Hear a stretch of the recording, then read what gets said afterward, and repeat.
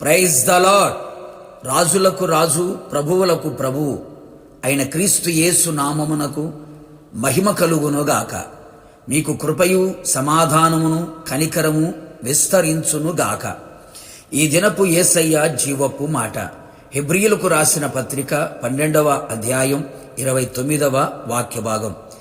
దేవునికి ప్రీతికరమైన సేవ చేయుదుము. అనుదినము ఆయన పాద సన్నిధిలో నిలిచి నిరంతరము ఆయన నామస్మరణ చేయుచు ఆయననే ఆరాధించుచు పూజించుచు ఘనపరుచుచు కొనియాడుచున్న యేసయ్య ఆరాధికులారా, మనము సేవించే యేసయ్య పరిశుద్ధుడు, పరిశుద్ధతలో మహనీయుడు, ఎవరు సమీపింపరాని తేజస్సులో నివసించువాడు. ఆయనను మాత్రమే నిత్యము సేవించదము. పరమపురికి చేరేంత వరకు, ఈ లోకము నుండి విడిచిపెట్టేంతబడ వరకు మనమందరము ఆయనకు ప్రీతికరమైన సేవ చేయుదుము. ఇంతవరకు నీకు నీవే ప్రీతికరముగాను మనుషులకు ప్రీతికరముగాను నడిపించబడాలని కోరుకున్నావో, అలా నడిపించబడ్డావో, ఇక మీదట యేసయ్యకు మనం ప్రీతికరమైన సేవ చేయుదుము.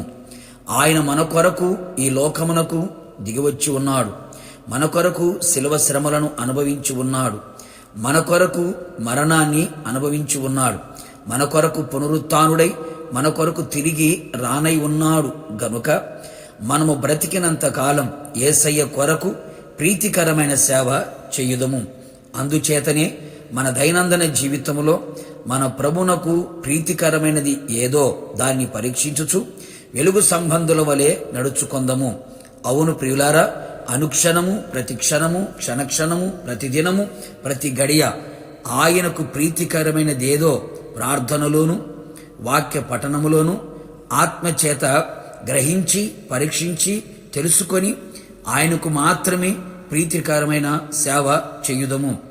మనం ప్రార్థించినను, స్తుతించినను, పాడినను, పరిచర్య చేసినను, కానుకలే అర్పించినను, ఉపవాసమున్నను, ప్రసంగించినను, ఆయన కొరకు ఏది చేసినా అది ఆయనకు ప్రీతికరమై ఉండునట్లు బహుజాగ్రత్త పడెదము.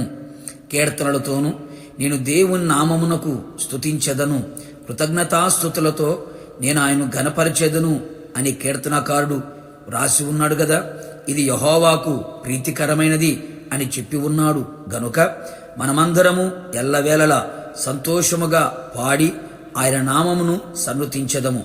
ప్రతి విషయములో మెలకువగలిగి మెండుగా నిత్యము, సర్వకాలము, సదాకాలము, పూర్ణ హృదయముతో నిత్యము ఆయనకు కృతజ్ఞతాస్తుతులు చెల్లించి ఆయనకు ప్రీతికరమైన సేవ చేయుదము. పరిశుద్ధాత్మ చేత ఆత్మను, ప్రాణమును, శరీరమును పరిశుద్ధపరచుకొని ఆయనకు ప్రీతికరమైన సేవ చేయుదము. ఆయన సన్నిధిలో దీనులమై కృప పొంది వినయ భయభక్తులతో ఆయనకు ప్రీతికరమైన సేవ చేయుదము.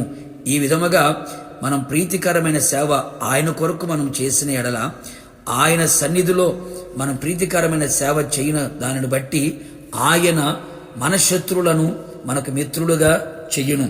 శత్రువులు మనతో సమాధాన పడునట్లుగా, ఆపత్కాలమున శత్రువులు మనకు మొరలెడేటట్లుగా ఆయన చెయ్యును. అలాంటి సత్ప్రవర్తన కలిగిన వారమై దేవుని సన్నిధిలో నిలిచి ఉందము. నిశ్చలమైన రాజ్యమును పొందుకొనేదము. ప్రభుతో కూడా యుగయుగములు నిలిచెదము. ప్రార్థన. మమ్మల్ని మిక్కిలిగా ప్రేమించిన ప్రియ పరలోకపు తండ్రి, నీ పరిశుద్ధ పాదములకి కృతజ్ఞతాస్తుతులు చెల్లించుచు ఉన్నాం. ఎంతైనా మీరు నమ్మదగిన దేవుడవయ్యా.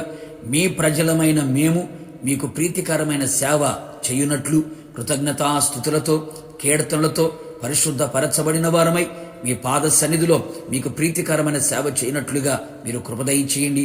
అట్టి వారి ఎడల శత్రువులని మిత్రులుగా చేయగలిగిన దేవుడు, నిశ్చలమైన రాజ్యమును అనుగ్రహించగలిగిన దేవుడు.